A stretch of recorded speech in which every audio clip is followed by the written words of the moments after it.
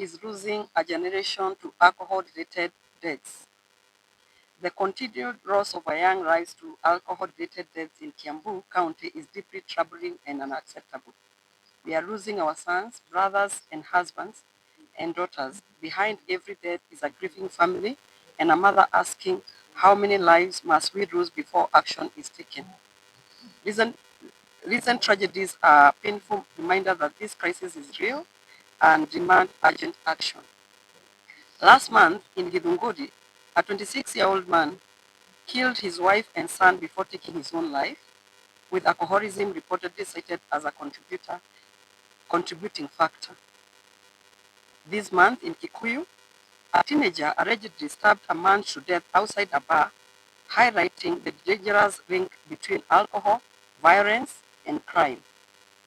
These are not isolated headlines. These families are being destroyed. The county government has responsibility to regulate alcohol outlet, enforcing licensing laws, and protect our communities. Yet unlicensed outlet and rock drinking dens continue to operate. Kiambu collect revenue of 320 million from liquor licensing every year. But where is the investment in rehabilitation? We have not seen sufficient county-funded rehabilitation center, counseling services, or prevention program to address this growing crisis. If this money would be used towards empowerment program for our youth, we would make them busy and keep them away from alcohol.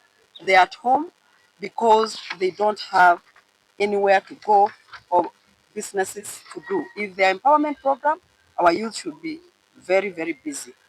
We demand immediate action, shut down illegal alcohol outlet and rock drinking dens, enforce licensing, zoning, and operating hour regulations, protect schools, children, and residential areas, dedicate part of RICA-related revenue to rehabilitation centers, psychosocial support, prevention, and youth empowerment programs. We cannot collect revenue from alcohol while mothers are left to bury their children. Human life must come before revenue. Public safety must come before political convenience. Kiambu is losing a generation. The time for excuses is over. Kiambu must act. Unaona hii alcohol related issues imekuwa a national crisis and it should be addressed right now.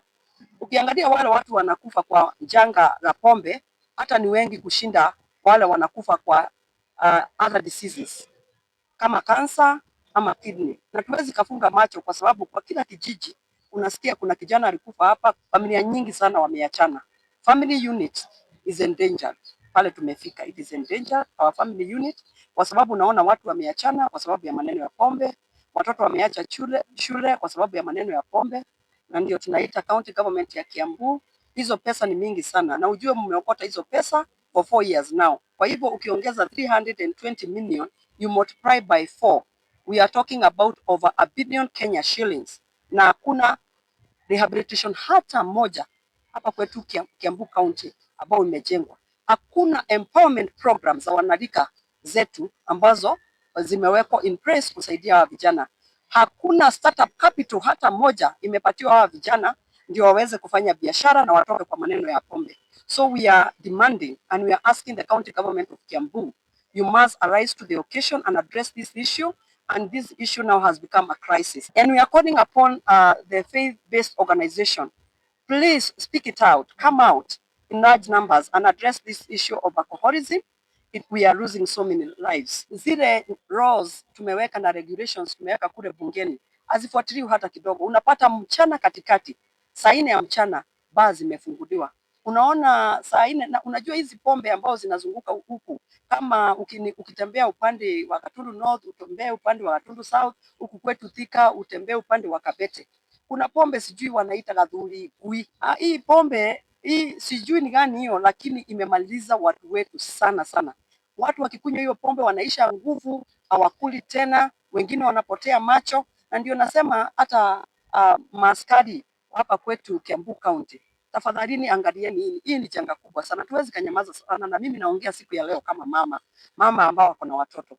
Baa zinafunguliwa mpaka mchana, licenses zimewekwa mpaka karibu na mashule, licenses zimewekwa hata karibu, zimepatiana hata karibu na makanisa, na ndio tunasema pale unaishi Kiambu County, let us speak in one voice, let us call it out, ya kwamba mikakati ambayo imewekwa ya regulation ya pombe haifuatiliwi, na ndio tunaona mabaa zikioperate mpaka mchana katikati, na tena hata sio hivyo, pombe ambazo zinaharibu maisha ya watu wetu.